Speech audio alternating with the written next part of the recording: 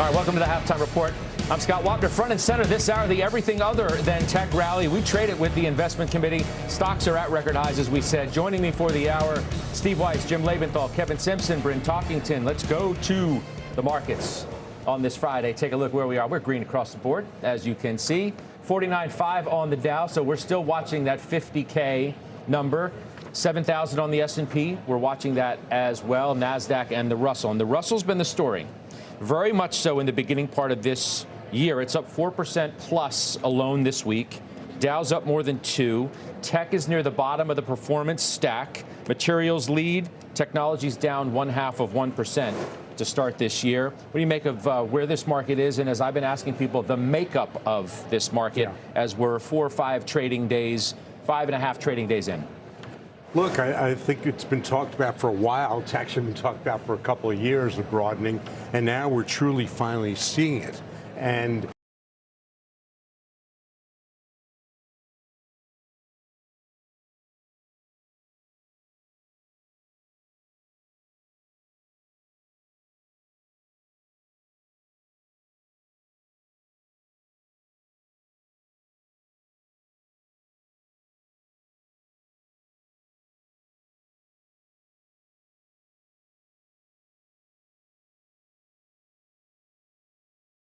it's, I wouldn't say it's surprising because it's been talked about so much. I'd say it's surprising in terms of the velocity of it and what these stocks are doing. And I like being a beneficiary of it. I don't believe that the tech trade's over. I just believe it's gotten more selective because there's exhaustion there. And I think that people are just waiting to sell till January and pay taxes in the next tax year. So there's lots of reasons for this to happen. And by the way, I didn't mention, but I own some XLI, which I bought last week, and that's just a placeholder. It's a trade till I figure out what other industrials I want to own. Well, I mean, it speaks very much to what we're talking about. Exactly right. Because industrials are pacing for their 3rd straight week of gains. You look at, as I said, the performance stack, as we're calling it.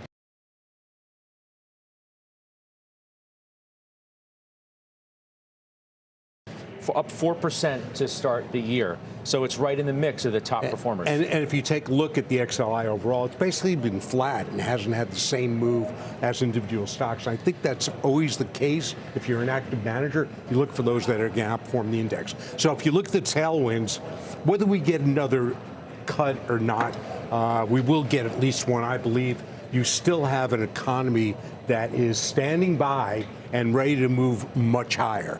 Now, a lot of that, I believe, will be driven by AI productivity, so it's going to be a have and have not. So I remain cautious on the consumer stocks. I do look at Lulu because it's crushed it too, man. It is crushing it now. Crushing it. Top sector this week. It's the best since the end of best week since the end of November. I've missed it completely. I'll probably continue to miss it. Although I own Amazon, I think that plays into that. Oh, it definitely plays into that. And I'm looking at Lulu because I look at it as somewhat distressed. But overall, I'm not sure that's how it's going to play out unless you're at the upper end. All right, so Kev, the Wall Street Journal today mentions what everybody has witnessed in the market. Stock market rally isn't just about tech anymore. Growing economic optimism, along with a more cautious view of the AI build-out, is prompting a major, quote, rotation trade on Wall Street. Exactly what Bank of America's Michael Hartnett is leaning into today as what the best strategy in his mind is. Rotate, not yet retreat, is how he puts it. He raises exposure, wants you to value cyclicals, banks, real estate, materials, industrials, small caps and mid caps, maintain, but no longer adding to Mag 7, which he claims is, defensive, which certainly has a defensive makeup. Everybody seems to be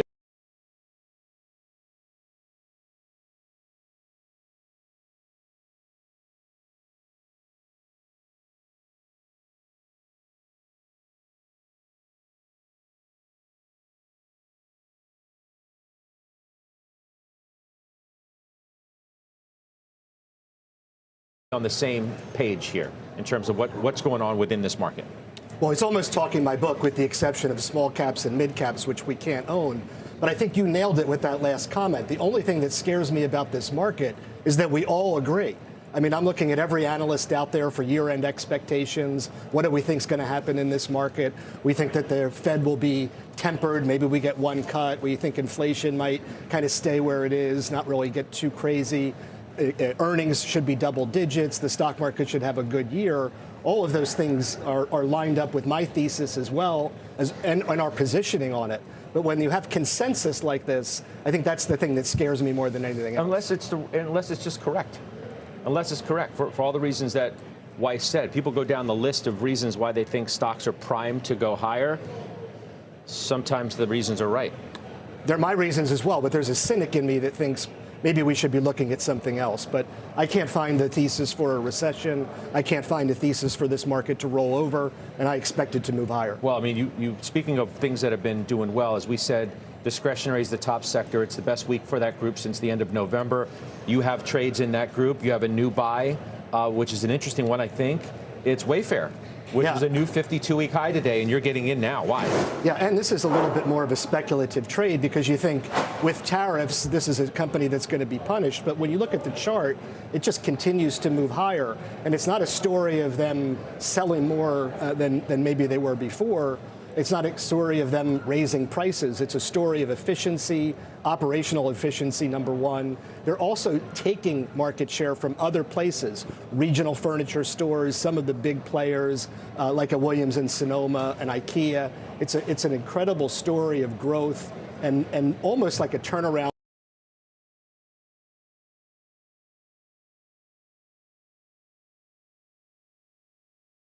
That you could make a textbook case on it. If it continues, this stock should move much higher. But granted, it has moved very, very high. It is a momentum trade, so we're taking a small allocation at this point, and we'll see how it moves. How big is the short position in that now?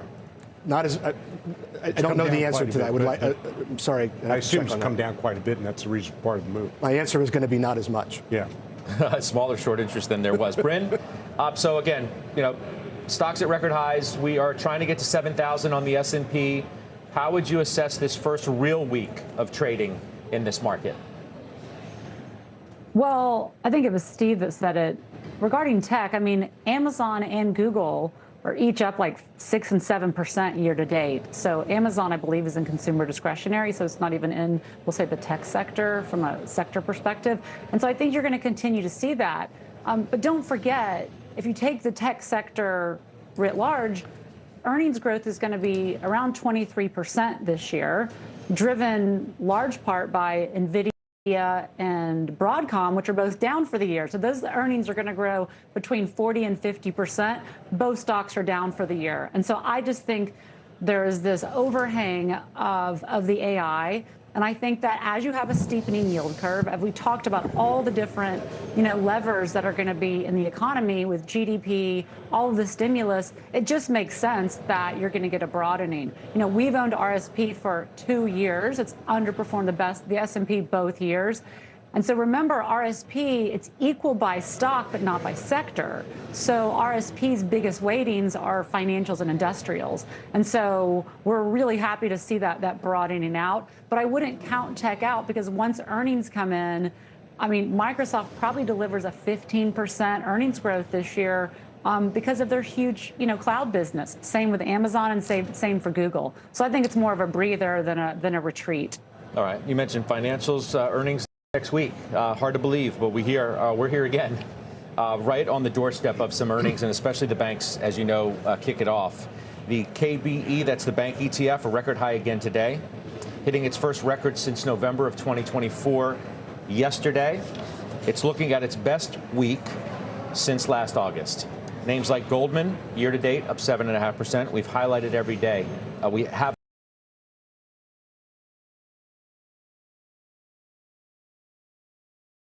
highlighted it every day. Morgan Stanley's up 5 to start this young year. Citigroup is up 4.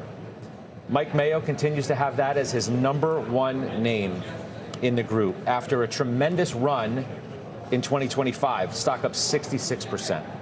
I bring it up and I focus on it because Jim Lebenthal, Farmer Jim, is trimming that name. Got to trim it, Scott. You know, Scott, and I think everybody on the panel knows that I've been in this name for a long period of time. If you look at the last 2 years, its total return is almost 3 times that of the S&P 500. Scott, I really haven't trimmed this name. You and I were talking about things that I've trimmed. So this position has grown to be 6% of client portfolios, and that's just really large. I've trimmed it back to about 4%, which is still very large. So, Scott, I know you hate it when you kind of hate it when we talk about portfolio management. This is still a big position. I'm not backing away from it. What I am saying, though, is that this is not the same stock of a year or 2 years ago. 2 years ago, it traded at 60% of tangible book value. Now it's almost 1.3 times. It traded at 9 times earnings. It's now about 12 times forward earnings. Dividend yield was over 4%. Now it's 2%. I think Jane Fraser and team have done a marvelous job. There's still some heavy lifting to do. They now have done the cost cutting. They need to lean into those growth areas that, frankly, they have been leaning into. Investment banking and wealth management. I'm with them at 4%, which is a large position, but it's just not the same stock that it was 2 years ago, so I felt like I had to trim it. You know, if I could add something to that. Please. What's so interesting about that a lot of people don't focus on is that when Citi had a stock that just didn't move, perpetually underperformed. Like I know when I was on the sell side, when I was on the investment banking side, 50% of my compensation was in stock. And the last thing I would do was go to a firm, a company, that had a stock that didn't perform. Now that they have a stock that's performing and a management team they can have faith in to continue that performance, their ability to bring in, as we've seen, top flight people is much improved. And that will add to the story. Steve, it's a great point. As you were bringing that up, I thought you might mention some other levers that have been pulled, because you were talking about stock price. And, you know, when the stock price was well below tangible book value, they did a massive accelerated share repurchase. They bought back over 15% of the company. And you've heard me say over the years that I love it when they're buying $1 worth of value for 60 cents. That's what they've done. Now we're no longer at a discount to tangible book value, so that's not a lever they're going to pull. You mentioned the leaning in that they've done, particularly wealth management and investment banking. Now we need to see the fruits of that. We're going to get the Banamex IPO this quarter. So I'm not backing away. It's still at 4%, frankly, a huge position. Do you think the stock is still cheap? It's not cheap. It's fairly valued. Now. At 12 times. At 12 times and 125% tangible book value. Some people will say, I'll give Steve a second. Some people will say, well, what about JP Morgan at over 2 times? You know, JP Morgan trades at a premium for a reason. Citigroup has to justify the premium now. A premium, I think they will. Are you a premium to the group itself? Because it does not trade at a premium to the market. To tangible book value. A premium to tangible book value. Now, I'm still with it, Scott. Let me make it clear. I'm with it. I don't have a problem inherently with portfolio management. It's kind of like no, you know what. I know what you mean. I know what you mean. You hate it when we say, oh, it's a small position. Well, obviously, it's portfolio management. Yeah. What I find peculiar on occasion is so you're trimming Citi, you're trimming Alphabet. Yep. You trimmed Win in late August. Yep. Stocks that have had great moves, and if the momentum is likely to continue,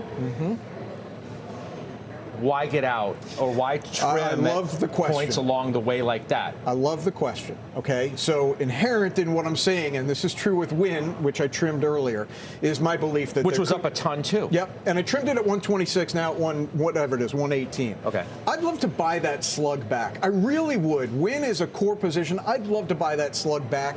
It puts me in this perverse position of like I'd love to buy it back below 110, but do I really want my remaining position to go back below 110? This is the conundrum that we all face.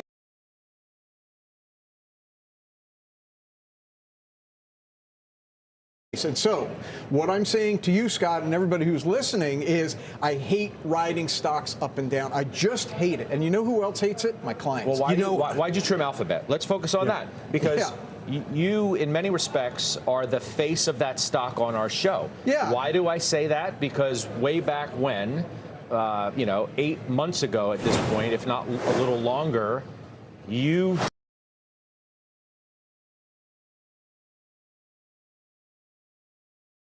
defended it more than anybody else. Yeah.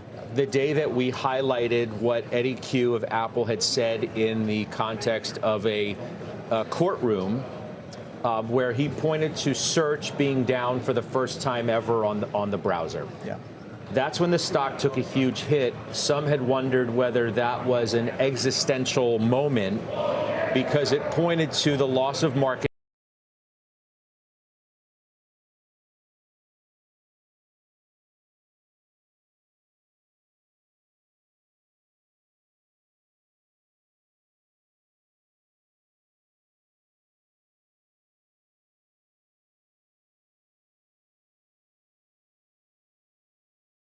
Share related to ChatGPT and all of these other large language models, which were taking pieces of the search puzzle, okay? You defended it more than anybody else, and rightfully so. It's one of the best comebacks, I think I said yesterday on the show, if not the day before, that we've seen in some time for a stock, especially one this large. It's knocking on the door of $4 trillion in market cap. It exceeded Apple in its size of market cap, too. Sometimes the story is, if not just getting started, has many, many more chapters to be written on a momentum scale. You may very well be right. And maybe I should hang on to it. I'm going to tell you something very human. Is this portfolio management too? No, there's something more. There's something very human in this, and I'm going to wear my heart on my sleeve here. I'm actually proud, flattered that you've called me out on, that you have called me out on this, okay? And pride goeth before the fall. We all know that. We all know that. And I've thought about Alphabet a lot. Should I trim it? Should I just let it run? The right thing to do is put pride aside and be willing to get it wrong, that it runs to 400, 450, et cetera, and take a little bit of risk off the table. Now, let's go back to where we started the show. We're all saying we think the rally's broadening. Inherent in what I'm saying is I will find other stocks to pick. Oracle could be one of them that have gotten the snot kicked out of them the way Alphabet did back in May. I'm not adding to Oracle yet. It's a possibility. I don't want to wear too much pride and get smacked in the face, but I'm trying to pick stocks. You know, here's how I look at it. First of all, I've been debating whether or not to buy more Google. Now, Alphabet. I sold low, right? Not all of it. I kept a vestige of it, and I added to it, so I participated. But I think here's how Jim looks at it, if I can analyze you for a second. Jim's a value investor, and he buys stocks that are in the dumpster. And so when they come out of the dumpster, when they've regained that value, he's getting out. So he's not looking at it from the lens. He didn't buy this one in the dumpster. No, he held on as it looked like it might be going into right, one. When the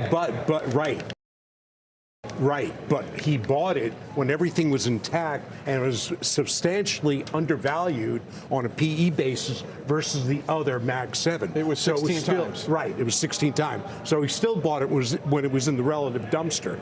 On the other hand, I take a look at it and I try not to have any view of where it was, but where it's going. And I've often said that. And that's why I'm thinking of buying more, because I think this is still going higher. I think that well, that's what I'm questioning. Yeah. That's why I'm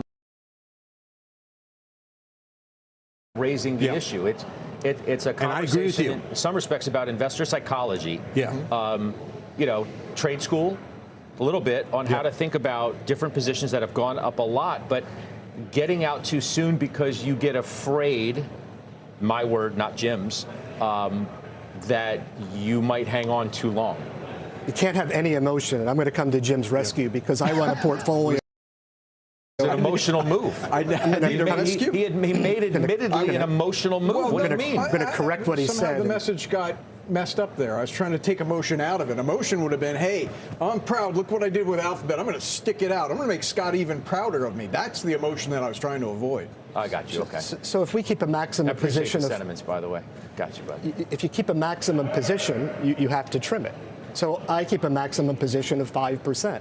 Microsoft, Goldman Sachs, these companies are two names that we've owned for 15 years. I trim them and trade them all the time, fully expecting them to go higher. JP Morgan was the most recent one that we trimmed. But it's not because of any loss of conviction on the name. It's just managing and budgeting risk. And I think that's what you were doing and hoping to accomplish in these trades. It absolutely is. And I just have to sum this up by saying, ultimately, where I get my compensation, both emotionally and monetarily, is from portfolio performance. And these moves are about portfolio performance. All right, so let's talk about when to get out or get in the face of stocks that have gone up a bunch, because Look at FedEx, okay? Year to date, it's up 8%. It's a 52-week high today, so it's up 8% in 4.5 days, right? Or five full days. And you have a new buy, so you're not afraid to buy it here. No, not at all, but it's a name that we don't own. I understand that, but you're still willing to buy it at a 52-week high? 100%, because I think it's going to go higher. And here's the story with FedEx. We like the industrials, and we've been rewarded in this very, very short time period for 2026. But we have a full position in Caterpillar. I can't buy more. We have a full position in RTX. I can't buy more. So I'm looking for another name. We haven't owned FedEx in years. There was a period of time when I wouldn't even consider the stock versus UPS, and it's become a flip in that story. At this point, we like the spin-off of FedEx. We like the efficiency that they're bringing to the table. I think this is a stock that has enjoyed a nice run for the right reasons, but looking at it as an investor, they've increased the dividend by 10% the past 3 years. You get a 2% yield. It's a stock that isn't having the problems with Amazon that UPS is, and I think management deserves a premium. So for us, it's a name we didn't own, and I'm happy to enter the trade. You know, I'd love to buy FedEx. I've been dying to buy FedEx, but I'm restricting it because our company, Nimble Robotics, which is fully automated warehouse, has a major partnership with FedEx. But when you take a look, and this really hasn't been talked about, when they grounded the fleet, the air fleet, that was a disruption to their revenue and to their earnings, but yet they still came out in the quarter and reported an upside surprise. So the management of the company, financial management, is much stronger now, and also saying to Amazon, no, we're not going to keep taking losses on your ground packages, is helps the profitability. It's a great company. It's part of a positive call today from B of A, which has upgraded FedEx to buy from neutral. It also takes a look at Wabtec, reiterates that name as its top pick. FedEx target goes to 365. WAB's target goes to 253. Jim, you own WAB. Yeah. I like Wabtec, but there's a problem lurking out there that we've got to be aware of here, which is the transcontinental railroad being put together, potentially Union Pacific buying Norfolk Southern. When mergers happen, equipment demand goes down, and that could potentially affect Wabtec's multiple.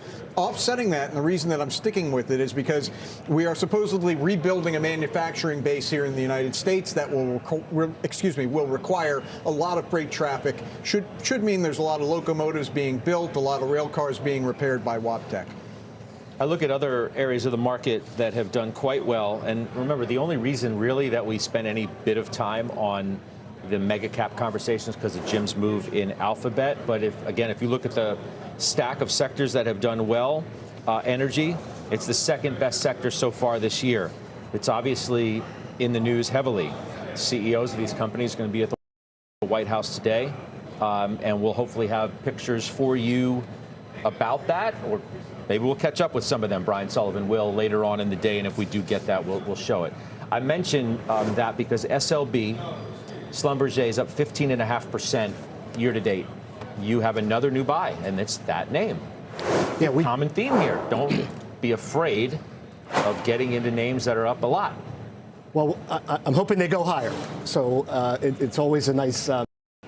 It's always a nice reward to look back at a stock that you bought lower, which we did on Tuesday. So I think the stock's up 10% since then.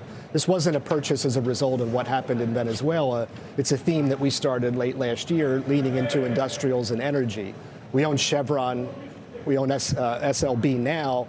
We have Marathon Petroleum, which we were adding to throughout November, December. These were names that carried us in 2022. When the tech trade rolled over, I mean, they were a godsend for us, and we've been very, very light.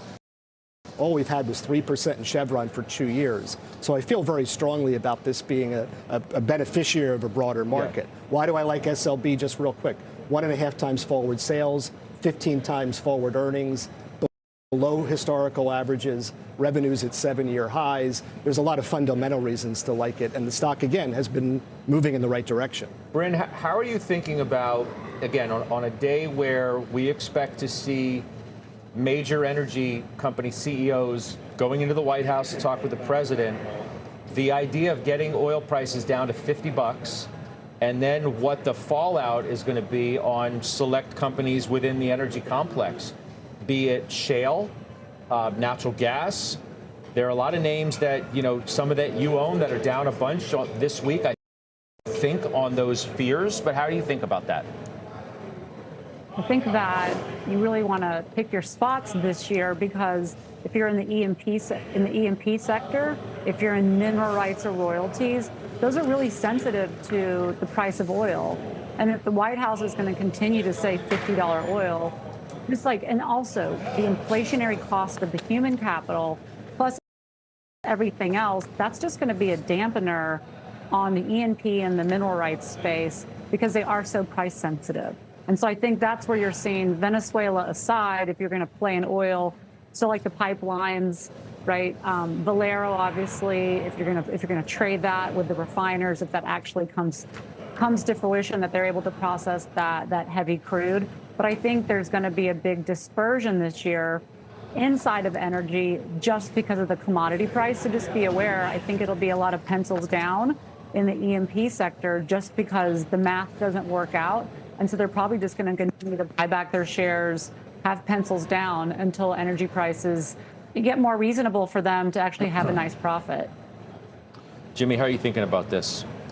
I think the negativity is still very high on the space, and I cite a Goldman Sachs survey. I don't think you covered this yesterday, Scott, but they have the highest number of their 1,100 institutional clients are bearish on oil and the energy sector going back to 2020 when oil was negative. So you're saying, I mean, activity in this space year to date, obviously we're 5 days in, is not negative. You're Right. saying sentiment positioning is still negative. And yes, exactly. Isn't that an opportunity? Thank you. That's exactly the point. When you see sentiment so overwhelmingly in one direction, almost all the time, you're supposed to go the other way. Now, we know the reasons why energy prices have gone lower. It's basically because of oversupply. There's not that much news there.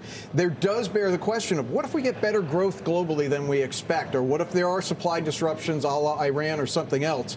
It does seem to me there's more asymmetric risk for crude oil prices in particular to go higher, and with it the energy sector. What about from the refinery area? So refineries, that's a very complex trade. All refiners are not equal. Some are set up to process Venezuelan heavy crude. Others are set up to process lighter, sweeter West Texas Intermediate or Saudi Arabian. I think ultimately the refiners are a great place to make money. I have that exposure through ExxonMobil, which has a great refinery business. All right. Lastly, we have an event next week that we want to highlight too. It's JP Morgan's healthcare conference. It's like their Super Bowl. You usually get some M&A. You certainly get a lot of talk about drug trials, et cetera, et cetera.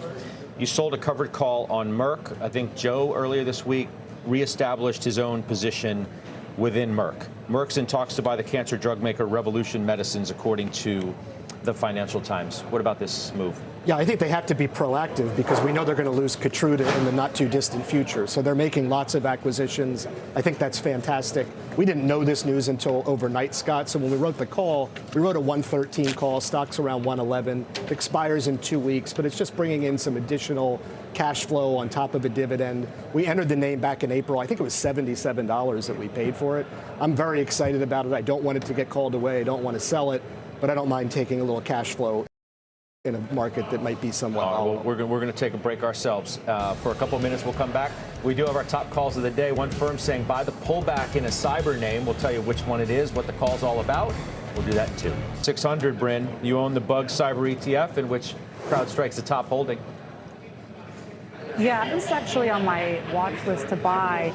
The stock just hit its 200-day moving average, and historically, it's actually, if it falls below, historically hasn't stayed under there very long. And so from a technical entry point, if it bounces off this 200-day, which it looks like it will, this could be a very good 3 to 6 month entry point for the shares to go higher. So I think it's a great call, great company. They should have 22% revenue growth when their earnings come out, with about 7 to 8% earnings growth. So like the name, like the technical setup here. Okay.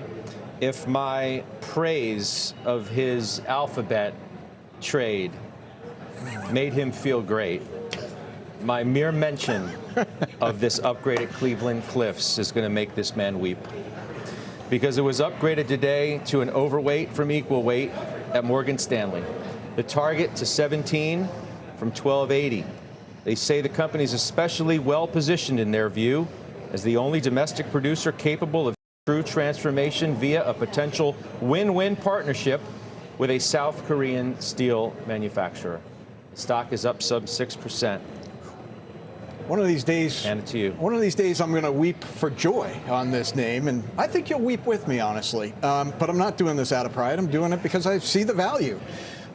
Look, there's a lot of moving parts here. They bought this Canadian Stelco, took out a lot of debt, and the tariffs hit, and that kind of knocked down the value of that purchase. We'll see where tariffs go. I don't know. But what I do know is that auto production is picking up on the back of good demand, and they supply a lot to the auto manufacturers.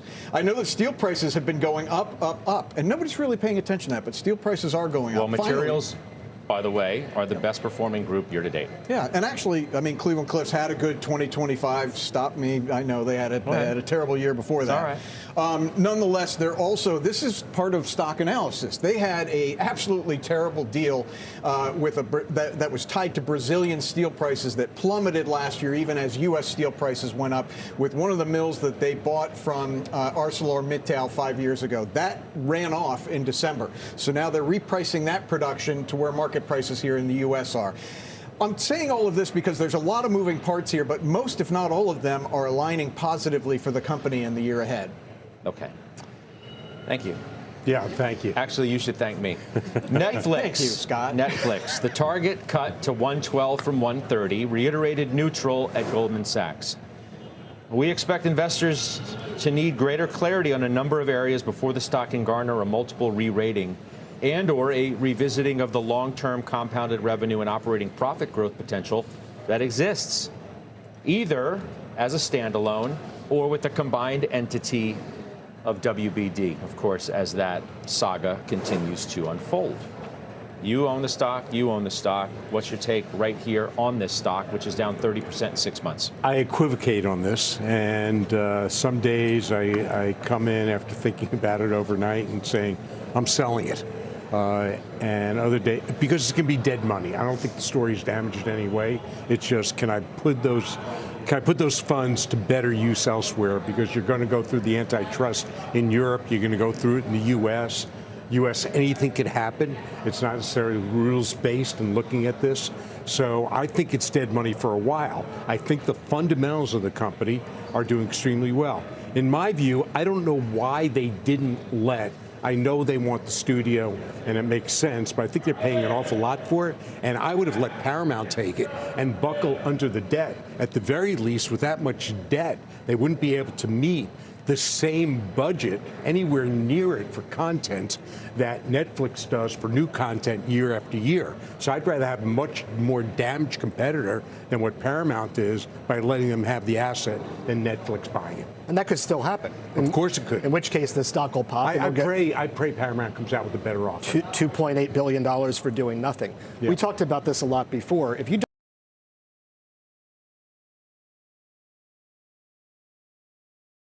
don't write covered calls against Netflix, you can't and shouldn't own it. We have a Jan 105 that's going to expire. We'll continue to write tight calls against it. And at some point, we may be punished for that if it does pop. It will get capped at that strike price. But I love the long-term thesis. I think that those franchises would be tremendous under the Netflix umbrella. But to your point, it'd be better if it went to Skydance. January 26 calls or leaps? Are you January 26. Okay. Altria upgraded to a buy from neutral, target $63 at UBS. They say the worst of the cigarette volume decline could be behind it. You own this stock. It's a yield play. You get a fantastic dividend. I don't know whether people are going to start smoking again or stop smoking. That kind of looks like a smoking jacket. I mean, it's the color of one, right? If I could get away with it, I'd smoke on the set. If it was velvet, I mean, you'd be right there. It looks like you were sitting in a Is that smoking plum? room for a while. Is it plum? What is it? What do you call it? I would say mauve. Okay. That qualifies. I want to know who makes a material of that color. Qualifies. Yeah. Hey, man. Gutsy move to wear it on live TV, but he did. Confident in himself. Yeah. Pocket square, too. He must be getting paid to wear that. I don't know. Let's get by itself, but crypto equities in general, in which they say upward catalysts for here include everything from simple technical setups to an easing rate environment to passage of a market structure bill to material adoption of crypto. We can't predict it all right now, but we do believe that all of these catalysts are real and inevitable, and that's why they're bullish. What do you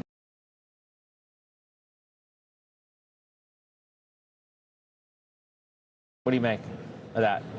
Yeah, I think the other thing that's also real, there's been a tremendous amount of technical damage. I mean, strategy or MicroStrategy is at 160. Scott, it was like 480 last year. And so if you look at all of the leverage that's in the system, so I think that technical damage, the money that's been wiped out, really has to recover. And typically, I mean, we could get a V shape, but I think it's going to be a minute until the space gets its legs again because of how much capital has just been wiped out from the sell-off and all of these levered ETFs and just people leveraging to crypto in general, which is highly prevalent. Okay, thank you. There's Bitcoin. There's IBIT anyway, up 2/3 of 1%. We'll do finals next. We'll see you then. Bryn, what's your final trade? INFL. It's an ETF if you want to take advantage of the broadening out of the market, but also add some real asset exposure in an asset-light way. INFL has an eclectic basket of energy, financials, real assets, and materials. How do you like your Texans' chances this year? I think pretty good. Right? Go CJ Stroud. 24 years old. He's young. All right. Well, you said INFL. It made me think of that. That's why I asked you since you're down in Houston. I know, right? All right. The man in mauve. My final trade is SLB. They're best in class with strong international exposure and a technology edge that's driving margins higher. All right. Very sharp look. Enjoy the weekend. Thanks, Scott. Farmer Jim. Delta Airlines reports Tuesday morning. I expect guidance is going to be pretty good. The fourth quarter has the shutdown effects, but I'll be on with you, Scott, Tuesday, so we can hold my feet to the fire. Can't wait, Jim. It's great. It's a promo. It's Steve a free Weiss. promo.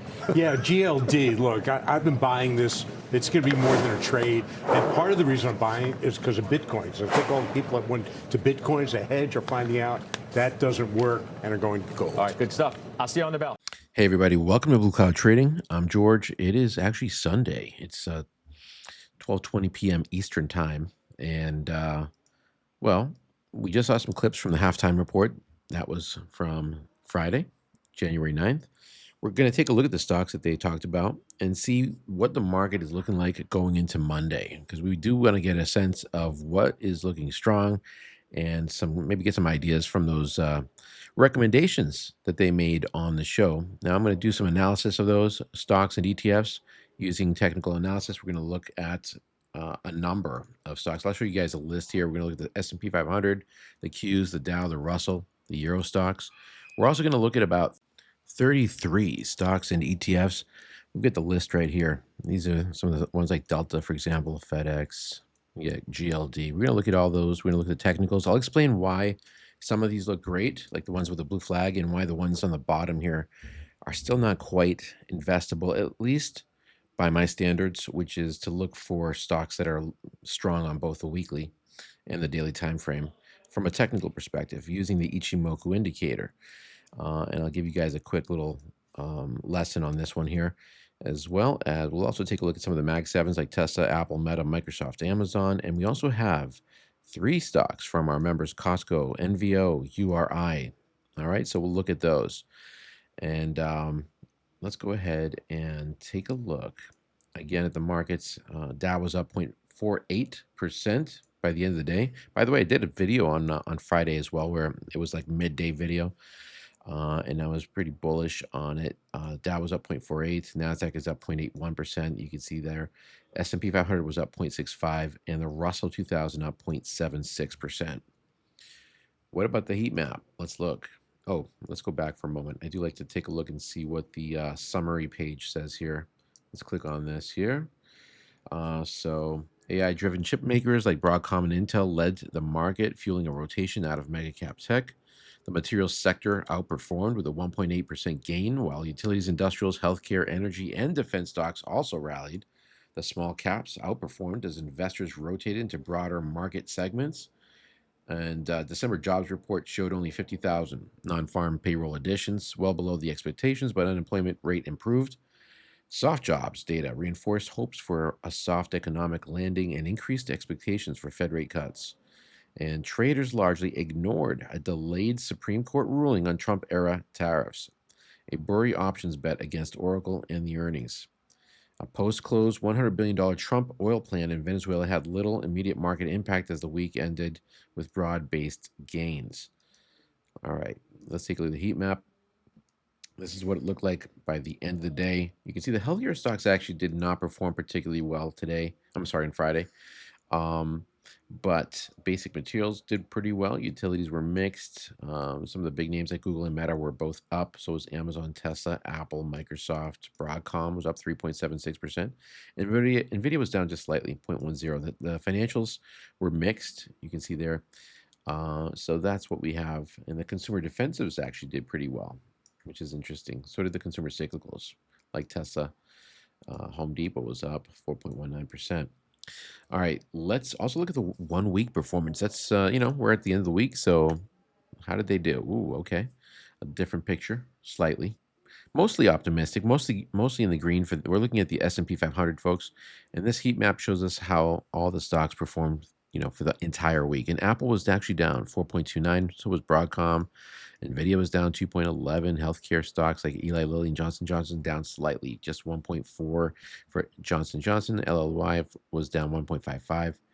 But the basic materials did well, and a lot of some of the healthcare stocks like medical devices and diagnostics, medical insurance did well, or medical instruments. Sorry, biotech stocks like Vertex was up for the week. All right, let's go ahead and get into the stocks. Why not? Start off with the S&P 500. Let me just show you guys again very quickly.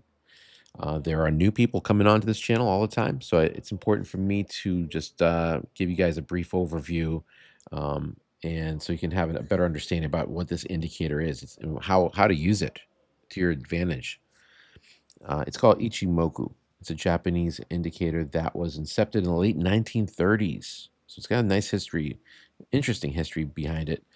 It was actually published in the late 1960s, and then it was kind of started getting used here in the United States and the West in the 1980s. So a lot of financial institutions use it. Why? Because it's a comprehensive indicator. It has 5 specific lines. They're all based on the following things. Okay, so we've got the Japanese candlesticks here. You can see the price actually has been moving up. What we're looking at here is the green line, which is the Tenkan-sen. It's the midpoint of the last 9 periods. You got the Kijun-sen, the midpoint of the last 26 periods. So it's a slower moving average. We want that green line above the red line, and we want price above both of those moving averages. Then you've got the cloud itself, which is comprised of the Senkou span A, the light colored blue line, which is the midpoint of these 2 moving averages. If it's projected 26 periods into the future, that's where you will see it. And then, interestingly enough, the Senkou span B is also a moving average. It's based on the last 52 periods, so it's a little bit, the longest time frame. But instead of plotting it under the candle, like these specific ones, it's actually projected 26 periods into the future, creating the cloud itself. And there's one final line, and that's the Chiku span, or lagging line, and that's literally the closing price in a line form. Instead of Japanese candlesticks, you're seeing it in a line form, and it's projected 26 periods into the past. And if you see that white line above the candles 26 periods ago, that's very bullish. That's pretty much it. So this is a perfect chart. This is exactly what you're looking for as far as a strong trend, uptrend, and we have it with the S&P 500 on the weekly chart, which is what you're looking at here. Now let's look at the daily. The daily has all those same criteria going on. So prices above the moving averages, they're in the correct order. Everything looks good for the SPY. It was up 0.66%. Let's look, and by the way, I also like to throw on some trend lines. We'd like to look at prior highs, like this candle right here, which goes back to December 26th, 691.66. Guess what? On Friday, we got above that level. That's an important and important thing. We do want to see price breaking through levels of resistance, and prior highs are exactly that. And then if you look down below, you'll also notice the directional movement index, another indicator. It's a secondary indicator that I throw on. It's not as important as Ichimoku, but it can give us a little bit more insight about what's happening with momentum, actually, because the ADX, I've got it at a setting of 9, which is a little faster than the traditional setting. The ADX is that white line. If that's moving up, that means momentum is increasing. When the green line is above the red line, that's a very bullish situation there. You want that to be moving up. You want the red line to be moving down, as you see here, and we want that ADX to move up. That's what we have, and you can see as it's breaking through that 691.66 level. If we look at the volume down below, notice how that also is it's higher than it was the prior day. That's also an important thing to look at. So all the clues here are telling me that we're heading higher. Okay. What will cause it to potentially drop is going to be a very negative news event, and sometimes those occur, and sometimes we see the market drop. But right now, things are looking pretty bullish here. All right, now that we have the rules, let's go through these. We don't need to spend too much time. That's the beautiful thing about this indicator. You don't really need to spend too much time when you're looking through your charts and your stocks or ETFs. You can quickly assess the situation because Ichimoku stands for at a glance. So what do we have here on the QQQ ETF? The daily chart is very bullish still. So is the weekly. It is still under the 637.01 level, that prior high. So just keep that in mind. And it's kind of building a little bit of what I call a symmetrical triangle pattern. Okay. And if it breaks through that level, it should move to the upside. If it breaks under it, though, it could be, it could come back and retest this 583.32, this prior level here. Okay, let's keep going. We got the Dow Jones DIA ETF hitting all-time highs for the Dow, up 0.51%. I like this. So it looks very strong. Again, if we compare that to the Qs, not so great. If we compare it to the SPY is just emerging right now. They were talking about, actually, there was on a different show that I was watching, but essentially they were talking about how important it is to look for those stocks that are emerging out of consolidation areas or after a pullback. Okay, that's what we have with the SPY. And going back to the Dow, we already have that here too. So you can see there's a little bit of consolidation for the last 4 weeks. So we're looking at a weekly chart here where price was kind of stuck in this little box, right? There it is. There's the breakout. There's the high volume. There's the other evidence that we look for. The green line moving up, red line moving down, and white line moving up. That's it. Perfect. All right, so that's the weekly, and there's the daily. Everything looks good here too. Russell 2000 looks good. In fact, it looks great. Thursday. That was Thursday, January 8th. We were we closed at 258.27, which was just slightly above the 258.20 level, that resistance level there. It wasn't, a significant breakout, but it did happen on relatively good volume right there, as you can see down below. The white line was moving up, and now we are above 258.20. That's really important. Why? Because the last time that we reached that 258.20, which was over here for two days in a row, price dropped, got retested there, and now it's breaking through. That's really important. So I like the Russell, up 0.76% today. FEZ, the Euro Stocks 50, looks great. Breaking above the $66 level. Everything, all countries are looking bullish. As insane as the world looks these days. The stock market doesn't seem to want to slow down here. So the stock market is still moving up. And if you believe in technical analysis, if you believe in trends, you have a higher probability of making money. As you can see here, we've been in an uptrend for a long time on the weekly chart. I mean, we emerged above the cloud back here. That was back all the way back to January 13th of 2023. And the market hasn't looked back. It's up 55.16% for the Euro stocks. That's a pretty big number. It never closed under the cloud. Notice how price, yes, it pulled back, and yes, it got under moving averages, but it never broke under the cloud. So one of the rules of Ichimoku is you don't want to add positions when price is under the cloud or inside the cloud. You want to wait for the breakouts. Those are nice entry points, okay? Anyway, let's keep going, folks. We get the VIX here. Now, the VIX represents volatility in the markets, and that's dropping. It was down 6.21%. That's actually a positive thing. We want the VIX low, at a low number, and 14.49 is pretty low. It's conducive to a more bullish market. When you see spikes like these over here, that usually makes the market, drop. So it does the inverse. Okay, it has the inverse reaction. Okay, let's keep going. CNBC stocks that they talked about on the halftime report. Let's look at those. And we'll run through these quick. I've got the ones with a blue flag highlighted here. Those are the strongest. I've already reviewed them. to make this much faster and easier. Here's the weekly chart, very bullish for Delta Airlines. Jim Lebenthal liked this back in September as well, and he's holding this position for the into earnings, which are coming out in 2 days on January 13th. So watch out for that. You know, if they disappoint, price can drop significantly, but if they come out positive, it can be very bullish for the stock. Delta Airlines looks really bullish here on both time frames, the weekly and the daily, as far as Ichimoku is concerned. So no red flags there, at least from a technical perspective, prior to the earnings announcement. Then you've got FedEx, FDX, which is looking pretty good here on the weekly chart. It actually did, I mean, it had a nice week, as you can see, a nice bullish candle here, but it did come up to some prior levels of resistance, the 319.90. I mean, you really literally have to go back in time, you know, get yourself back into a time capsule, back to 2021. June of 2021 is what the last time when we were at these levels. Price dropped, as you can see here. There's the history of FDX and its price. It dropped all the way down to these levels here, around $140. And since this point, it's rallied and it's up 119% back to that level.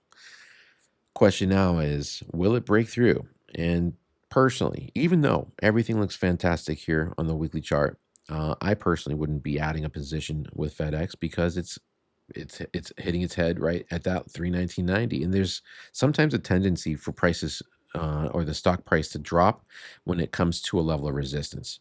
So let's look at the daily chart as well on this. Here's the daily. There's a reversal candle. That's called a spinning top. And if you see one of these at the top of a move after prices moved up, that's actually like a warning sign that there's a higher probability that it could pull back. Maybe it's a short-lived pullback, okay? Maybe it's a short-lived pullback, like a couple of days or something like that. But my point is, I wouldn't be adding a position here on Monday unless it gets above that 319.90 personally, and I'd want to maybe even wait until the afternoon, possibly. You know, so just keep that in mind, guys. All right, let's keep going. GLD looks good. Gold, okay. I like GLD. There's the daily chart. There's the weekly. Nothing negative there. In fact, it broke back above that resistance level. Let's see here. This was a weekly level. Let me color that blue. There we go. Whoops. So I like to color code my resistance levels or support levels based on the time frame. So if it's a weekly chart, okay, that's going to be a weekly color, the blue, light blue. If it's a daily level, there's the red, okay? So let's go back here, and there's the daily chart right there. I mean, sometimes it hits the exact same spot on both time frames, obviously, but weekly support or resistance levels are more important than daily, and I like what I'm seeing here. So that gold looks good. This is a continuation. I think that was Steve Weiss's final trade. All right, let's keep going. INFL, ticker symbol. First time I'm actually analyzing this one. Inflation Beneficiaries ETF, which was up 1.43%. This is up, let's see, since when it popped above the cloud here, that was around March 1st, 2024. It's up 48.5%. So it's been a nice run here on the weekly chart. Here's the daily. It's also, if you look closely, you'll notice that it's also breaking above these highs here. That's very bullish. That's an ascending triangle pattern right there that it broke through. So I like INFL. The beta is 0.58, which means it's not super volatile. Okay, let's keep going here. JP Morgan, JPM looks good. That one is technically just barely above the Tenkan-sen. I did check it. I verified that it was slightly above the Tenkan-sen. It closed above it, the 9 period that is. Okay, Tenkan-sen is that green line.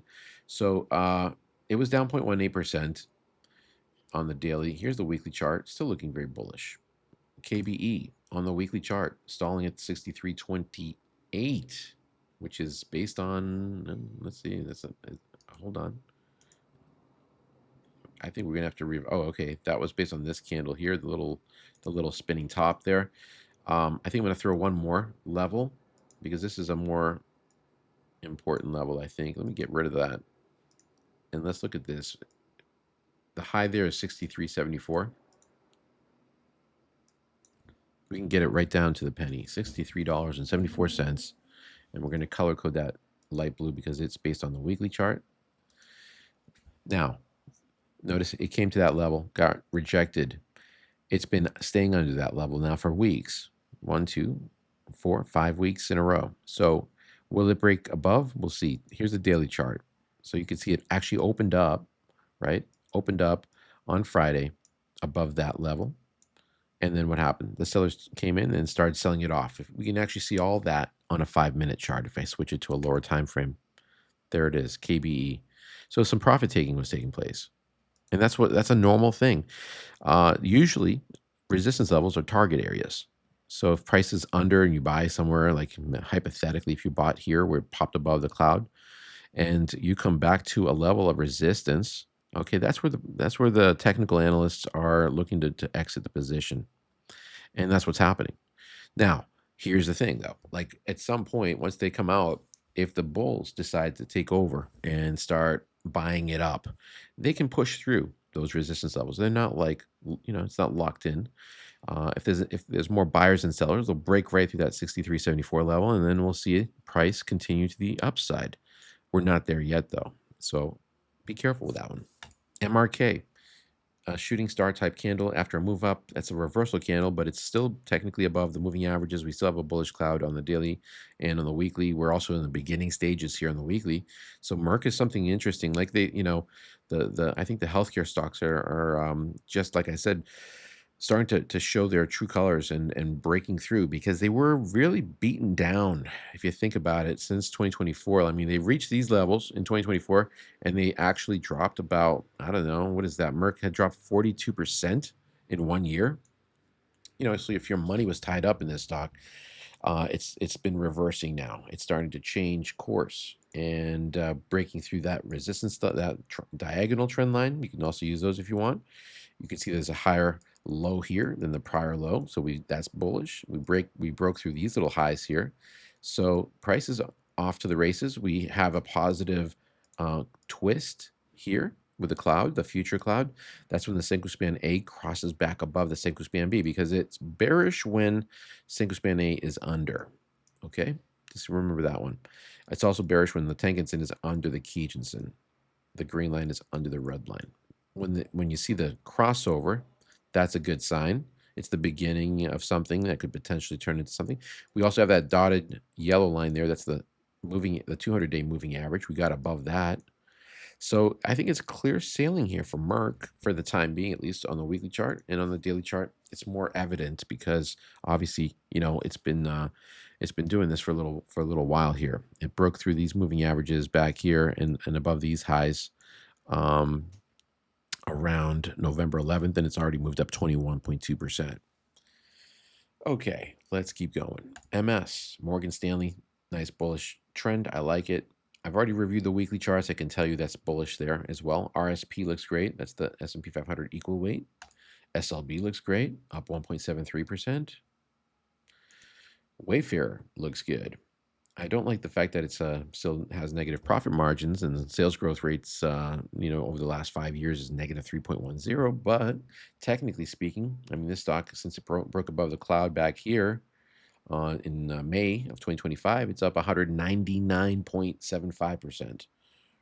Okay, you can see what happens when price gets under the cloud, though. Things don't really work out so well, do they? Like, you can have big drops. What about WAB? Is another one where price dropped under, and you can see the decline there. But once you get above, things start to look a little bit more positive. And WAB is up 10.85% since it broke the cloud there. I like it. Looks good. I mean, that is a reversal candle, but it was up 0.89%. It did break through. If you look closely here, it did break through these levels here too. So I like that, the fact that it broke through that resistance level. XLB is the materials ETF. That's also very bullish, obviously up 1.6%. XLE looks good, except for the fact that we have a reversal candle. Maybe I'd wait for this one because it could potentially pull back a little bit. But XLE also looking bullish for the first time, actually, because on the weekly chart, on the daily chart, we were under the moving averages here back on Wednesday. There's Thursday's candle where it broke above, and then here we are on Friday. XLI looks very bullish. That's industrials ETF. XLK still in the symmetrical triangle. Now, it's been a sleeper. It's been a sleeper, right? Because it's been kind of coiling up like a snake inside this little triangle here. And then once price finally breaks through, it could be a big jump. It could be a big drop. It can go either way. All right. That's why it's probably best to hold off to find out, to see which way it goes. It's been a really, really, really tight range. You can see it very clearly here, multiple days, right? You can even see it on the weekly chart. There's the triangle on the weekly. So be careful with XLK. I know they're kind of more bearish on XLK, but the reality is the technology sector hasn't really dropped. It's basically just been stagnant, and I think it's a more of a wait and see approach. Okay, let's look at XLV. Healthcare pulling back a little bit, down 0.51%. It reached that 159.64. It's a monthly level and pulled back. So it did create a higher high though.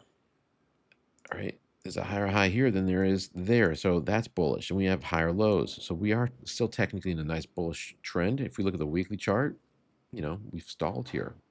So, I mean, we'll have to wait and see with XLV. I'd be a little bit more cautious about buying this one, obviously, because of the resistance above. XLY looks really good. Consumer discretionary. This one, on the other hand, is in fact on the weekly chart breaking above highs. There's a weekly break, all-time highs for XLY on the weekly chart, and here's the daily chart. So I like XLY. I like XOM, ExxonMobil. 2 days in a row now. Whoops, sorry. Where we got above the Tenkan-sen. We can see we had that big jump. We had a pullback. Now we're getting a higher low here from the prior one. We've got a higher high. Here's a weekly chart, also looking pretty good, but I would be cautious with this one too, and I'll tell you why. Because we've got more resistance right there. Whoops, the high there is 126.34. Okay, and that's a weekly level, an important level. Write that one down. Once we get above that, it would need to literally have to close above that 126.34 level next Friday in order for this to be a valid trade on a weekly, based on a weekly chart. Because obviously the candle itself will start forming on Monday. It might move up. It might even gap up on Monday. Who knows, right? But by Friday, we'll know where it stands, usually around 3 p.m. or so. You'll know where this candle is going to stand on the weekly level. Will it be under or will it be above? And so that's what I'd be watching. All right, now the rest of these folks, there's something off. There's something negative technically. All right, so I put the best ones in the top. Here's some of the ones that I would not be adding the positions in. Broadcom. It's under the Tenkan-sen right now. It's still a strong trend overall, but it's still under. So that's the one negative thing. I'd wait a little bit. BUG. Okay, that's the ETF that one of the ladies there, I forget her name. It's not coming to me. Bryn Talkington. She has a position in Bug, cybersecurity ETF.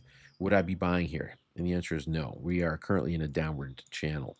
Okay, so stay out of that one. CLF, Cleveland Cliffs. So you can see how, yeah, they might be throwing some ideas out there, but they're not generally looking at the technicals when they're making their decisions, and that's I think that's a weakness. If you look at both the technical, the fundamentals and the technicals, guess what? That puts you at an advantage over the other traders out there. So that's why it's important to learn this stuff, folks. CLF, Cleveland Cliffs. I wouldn't get into this one either. You can see how it hit that 200-day moving average and declined. We also have a negative crossover here, the Tenkan-sen crossing under the Kijun-sen. All right, what about CrowdStrike? No on that one too. It's under both the moving averages, Tenkan-sen and Kijun-sen. It still technically looks okay on the weekly as far as like higher highs, higher lows. If you look at the daily chart though, we're under the cloud. FANG, I would stay out of that one. It's under the cloud right now. IBIT, stay out of that for now. That's Bitcoin. You can see the decline right there. We have been kind of like consolidating for a little while, right? So there's a consolidation happening here. Sorry, I'm sitting outside and you might hear some noises like, anyway. So yeah, we're basically stuck in a consolidation stage there. Lululemon. dropping under the 200-day moving average, down 3.9%. No on that one, based on what I'm seeing here. I don't like the fact that we found resistance here, whoops, at the 200. You see that? Price dropped, and it actually dropped under that little consolidation area. It stalled at the key resistance, so that's a good sign, but I still wouldn't be adding positions on that one. Altria Group, no on that one. It's under the cloud. So here's the advantage again. If you see something under the cloud, just skip it, in my opinion. Wait for it to start to merge. Marathon Petroleum Corporation, under the cloud, skip that one. MSTR, obviously skip this one. This one, since it got under the cloud, has dropped approximately 58.6% since, are you ready? Since August 14th, 2025. Less than a year. Can you imagine having a position in this? All right. It's dangerous. Netflix, same situation here. It got under the cloud right there, and it's dropped 22.12%. And you know what? It's a great company, like they said, but the reality is, right now, it's in a funk. It's in a decline. There's no buyer. There aren't any buyers, so there's nothing pushing the price up. So stay out of it. You'll be able to buy it later at a cheaper price when it starts to merge above the cloud. Like if you look back here, here's an example where you had that decline right there, a downward channel that was broken, right? Price also broke above the cloud, and you can see how it led to that nice move. If we measure that, for example, it led to about 35% move in 2.3 months. Pretty sweet. Okay, let's continue. And by the way, there's a lot more stuff that I cover in my members only videos. Guys, I also share my entire portfolio with members. Consider becoming a member. Easy to do. Okay, let me show you guys how you can do that real quick. So basically what you want to do is just come to my homepage here on YouTube, Blue Cloud Trading, and scroll down a little bit. Now, this is where the videos are. Okay, in order to watch those videos, and I do one every weekend. I did one just a day ago, yesterday, and it's a 57-minute video. I go over my entire portfolio. I also provided 30 new stock ideas for this coming week. These are stocks, again, based on the rules that I have, which is looking for strong stocks on the weekly that are also giving us buy signals on the daily chart. So you're getting, really good ideas from that. In order to watch these, you just click on the join button. If you click on the join button, you'll see 3 different tiers. In order to see the videos, you do need to switch to click here, Blue Cloud Trader, and then hit the join button.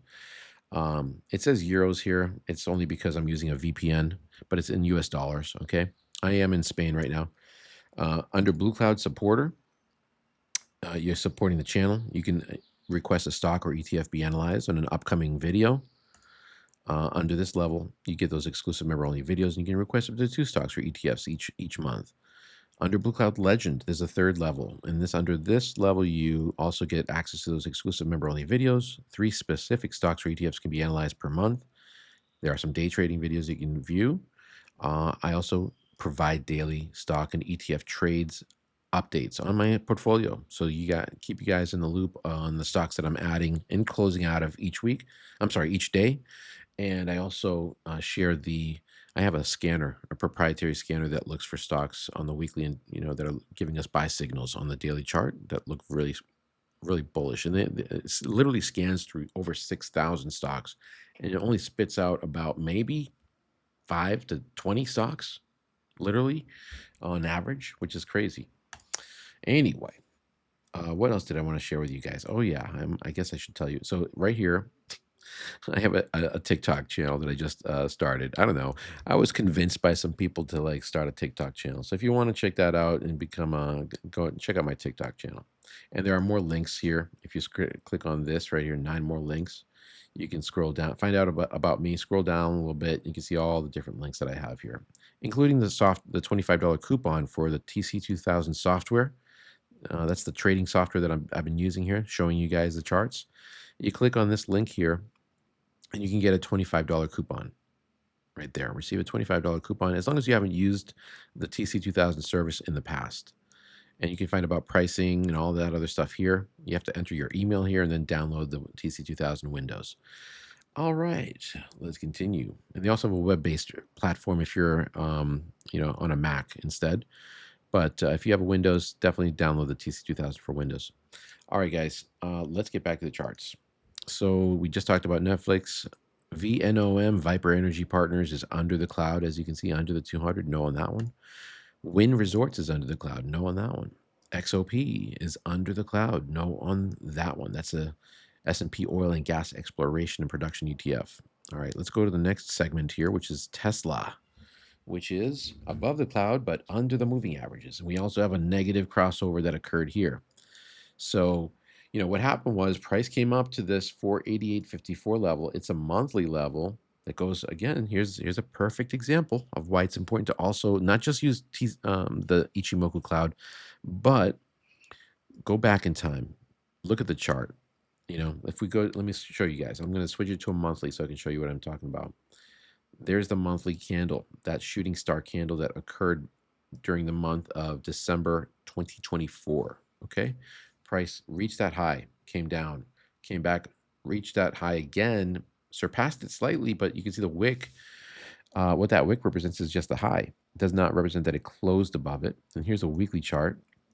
Once again, you can see on the weekly, these last, where the week ending December 19th and December 26th, it was retesting that level and got rejected and came back. And now it's stalling at the Tenkan, the 9 period.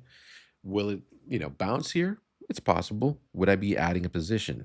And the answer is no, because the daily chart is negative still. Even though price is above the cloud, you've got the negative crossover. So I wouldn't add a position. And if you look down below, here's another confirmation that tells us we shouldn't be adding. As I said earlier, we want to look for the green line, right, to be above the red line, like over here. And that leads to a nice move up. Over here, you can see how the red line crossed above. Okay. Oh, isn't that interesting? Price just dropped.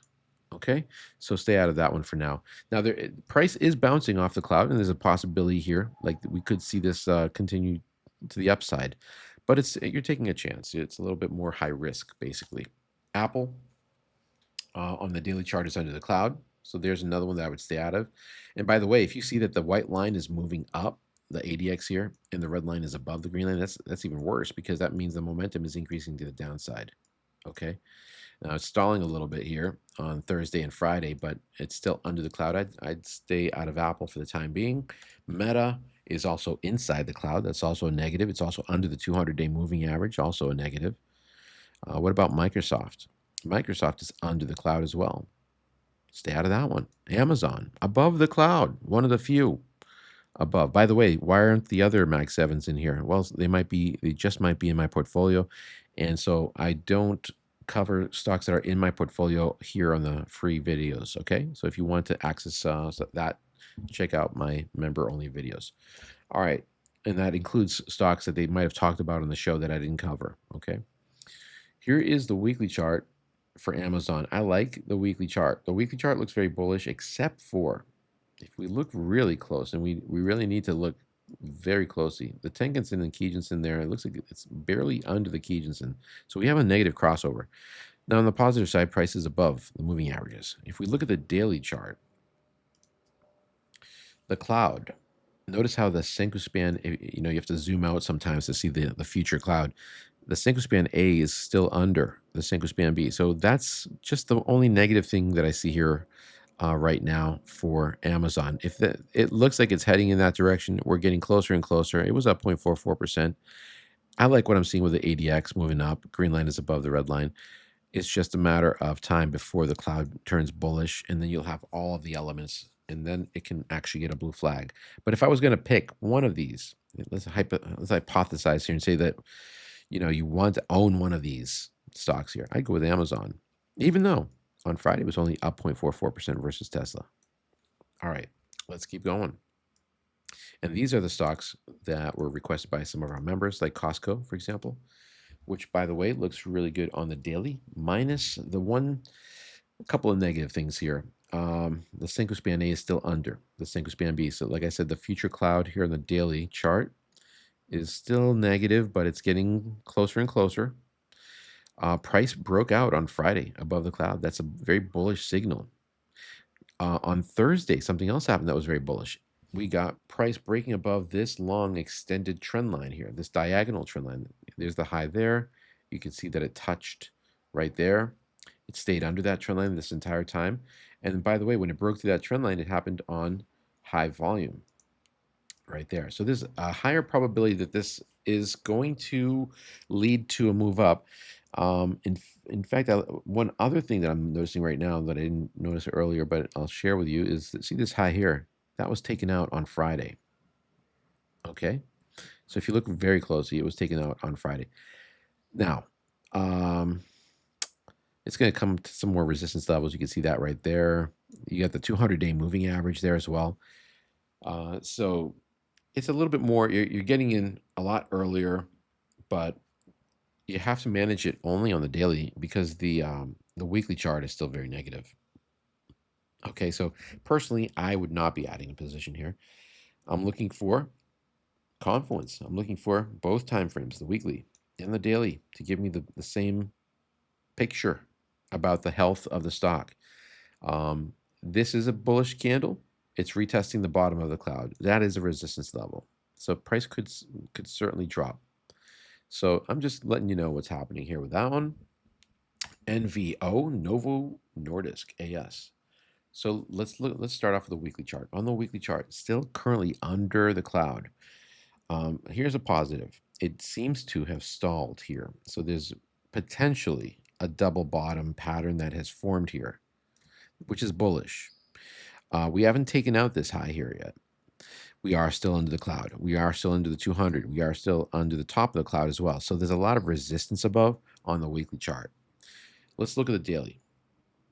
By the way, look at the Chiku span. See this? Remember I mentioned earlier at the beginning of the video how the white line needs to be above. It's not there yet, right? So that's going to take at least multiple weeks before that happens, in my opinion. Let's look at the daily chart.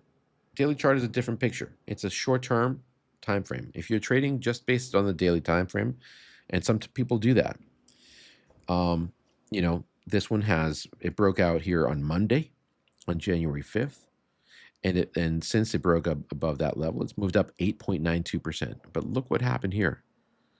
It reached the 200-day moving average, the daily 200, and created a reversal candle.